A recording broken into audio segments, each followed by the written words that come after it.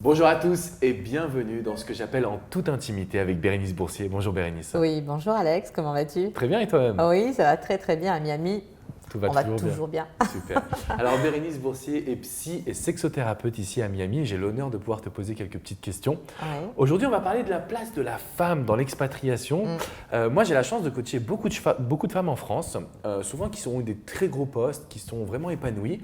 Et en parlant avec toi, tu m'as dit que ces femmes peuvent parfois suivre leurs compagnons et vivre des problèmes dans l'expatriation pour le coup. Oui, oui, absolument, puisque décider, c'est choisir aussi. Donc, elles sont obligées de choisir, de faire des choix et de laisser leur travail si elles veulent continuer à être avec leur mari, qu'elles ont envie d'accompagner à l'expatriation, que ce soit à Miami ou dans d'autres pays. Donc, elles laissent leur poste de travail, qui était intéressant, où elles avaient aussi une vie sociale, et elles se retrouvent ici en expatriation en ayant perdu une identité. Donc, elles ont un nouveau statut, le statut d'expat. Donc, D'accord. ou alors, elles sont la femme d'eux.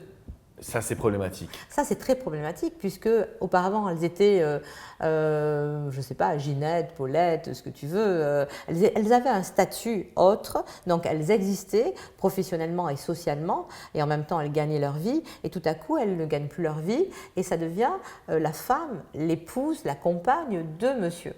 Perte d'indépendance alors. Du Et coup. perte d'indépendance totale, perte d'indépendance financière, perte d'indépendance identitaire aussi, perte d'indépendance aussi sociale, puisque c'est le monsieur, le mari qui a une vie professionnelle qui va mener la vie sociale. Et ça arrive souvent? Ça arrive très souvent. Ah, du coup, c'est vraiment. Parce qu'on Ouais. pourrait penser que ça peut être cliché, mais en réalité, c'est quelque chose que tu Non, rencontres. ça arrive très très souvent dans tous les pays du monde. Qu'il y ait une expatriation en Chine, je ne sais pas, au Brésil, en Amérique du Sud, ici, oui, ça arrive très très souvent. Et inversement, c'était déjà arrivé d'avoir la femme qui vient s'installer à Miami et l'homme qui suit un petit peu Oui, sa femme. eh bien figure-toi, ça arrive de plus en plus. C'est vrai? Oui, parce que les femmes maintenant ont des postes assez importants, comme on l'a dit tout à l'heure, dans des sociétés internationales, et on leur propose une opportunité à l'étranger. Donc là, il y a un choix à faire pour le mari qui, lui, a un poste un peu moins important et qui a envie de suivre sa femme. Donc ça arrive de plus en plus aujourd'hui. On va compter peut-être 20-25% d'hommes qui vont suivre leur femme. C'est quand même beaucoup par rapport à il y a 10-15 ans où il y avait peut-être 5% des hommes qui suivaient leur femme. Oui, je m'en doute. Et Ouais. si on revient sur ces femmes qui peuvent perdre leur identité, qui en expatriation se sentent moins bien, quel est le profil que tu peux avoir toi quand tu vas les suivre? Est-ce que c'est une perte de confiance? Est-ce que c'est des pleurs, des cauchemars? Comment elles peuvent se manifester? Comment se manifeste un petit peu cette perte d'identité? Eh bien, ça va être perte de confiance, bien entendu, ça va être de l'angoisse. L'angoisse. Oui, l'angoisse. Donc, on va voir des symptômes d'angoisse assez importants. Les pathologies, c'est j'ai mal partout. Donc, j'ai des problèmes de santé, j'ai mal à la tête, j'ai mal au cœur, j'ai mal ci, je crois que je vais avoir un cancer. Elles sont totalement en panique ou elles pleurent, parce que quand on est angoissé, on pleure beaucoup. Il y a une perte de la libido dont on avait parlé précédemment aussi, une perte donc d'identité, c'est-à-dire une perte de soi-même. On a laissé une partie de soi qui était bien, qui allait bien, dans son pays d'origine. Et ici, on est obligé de suivre quelqu'un qui est son mari, son compagnon que l'on aime beaucoup, mais on a perdu aussi de soi. Donc on est très angoissé parce que qu'est-ce qu'on est en train de retrouver là? On ne sait pas. On doit se retrouver, se reconstruire aussi. Mais on ne sait pas comment, parce qu'au travers des enfants, on ne va pas se reconstruire. On construit uniquement la partie de la mère, mais pas de la femme. Donc c'est assez compliqué, assez complexe. Donc ce sont des angoisses. Et est-ce que ces angoisses, elles peuvent déboucher sur de la dépendance affective? Moi, c'est quelque chose que je vois au quotidien, la dépendance affective. Oui. Est-ce que ça se rejaillit sur le couple de cette manière-là ou plutôt par une indépendance comme on est expatrié? Est-ce qu'on se recroqueville sur soi-même ou est-ce qu'on va vers son partenaire et puis on l'étouffe? C'est plutôt le contraire qui se passe, figure-toi. Donc, puisqu'on est en expatriation, le partenaire est moins disponible parce qu'il travaille beaucoup. Donc, c'est plutôt une distance. On va se séparer. Il va y avoir beaucoup de distance entre l'un et l'autre parce que l'un a une vie sociale, une vie professionnelle, s'épanouit, est très content, et l'autre n'est pas content du tout. A perdu son identité, a perdu son job, ou l'a laissé, a fait des choix qui sont retournés un peu contre elle, si c'est la femme, et donc ça ne va pas bien du tout. Donc il y a plutôt un couple qui se distance parce qu'on ne se comprend plus. Le monsieur ne comprend pas pourquoi sa femme est si mal. Pourtant, il ne l'a pas obligée à venir. Et pourtant, oui, elle l'a suivi par amour ou par conviction ou parce qu'elle en avait envie aussi. Mais elle est mal, elle est malheureuse et lui ne sait pas quoi faire. Il est vraiment complètement paralysé et handicapé par rapport à ça, malheureusement. Alors, en général, moi, ce que j'entends dans ce type de situation, c'est que les personnes préfèrent laisser le temps au temps en se disant que ça va changer. Généralement, ça ne change pas ou alors ça empire encore plus. Oui.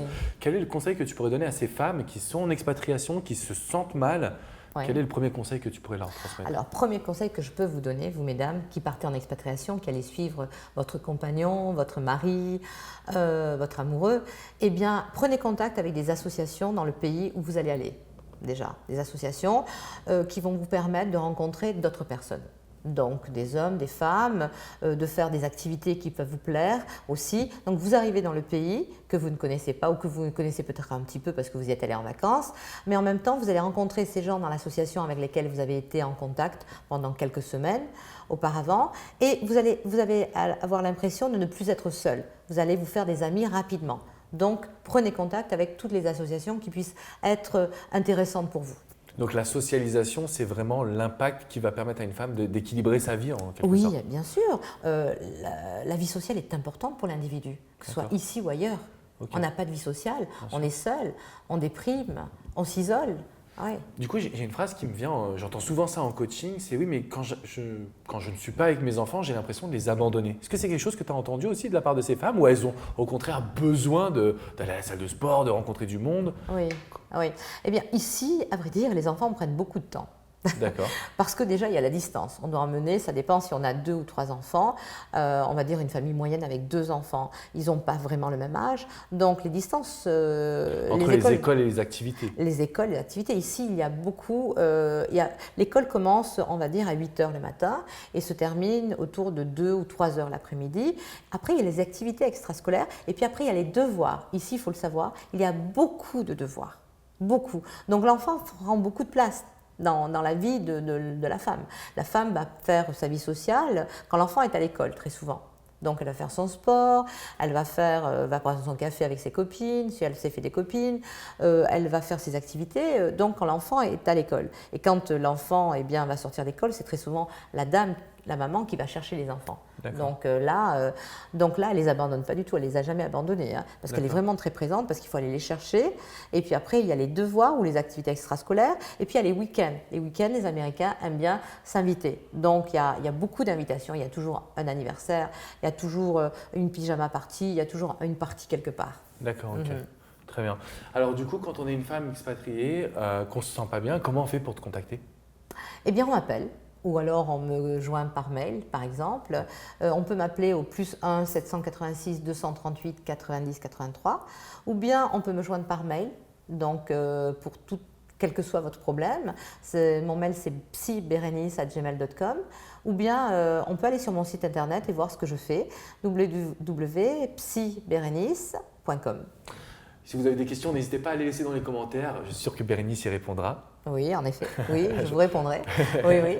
En tout cas, moi, je vous dis à très bientôt pour une prochaine vidéo. Et surtout, si vous avez des questions, posez-les dans les commentaires. Ne restez pas dans votre coin à ne rien faire. Oui, non, ne vous isolez pas. Ça, Non, c'est c'est hyper important. important. Oui, oui, de ne pas rester On seul. est d'accord là-dessus quand Voilà, vous n'êtes pas seul. même. On est là pour vous.